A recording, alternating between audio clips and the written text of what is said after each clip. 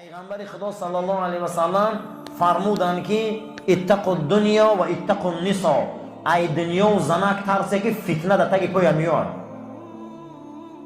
نوح پیغمبر کی غم داد، یوسف پیغمبر کی با سوران بود، همه زنکا بودن.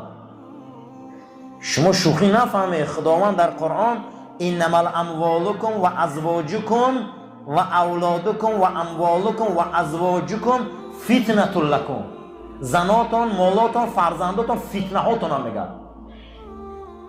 شوخی نکنه این مسئله را. فتنه همینه که یک چیزی خوب بدور میکنن اینو. برای این پیغمبر گفت خدا لعنت کنه فتنه کنه.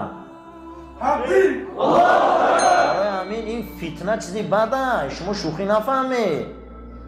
بسیاری همین دنیا رو ایل رسول فتنه ها کرده گیم.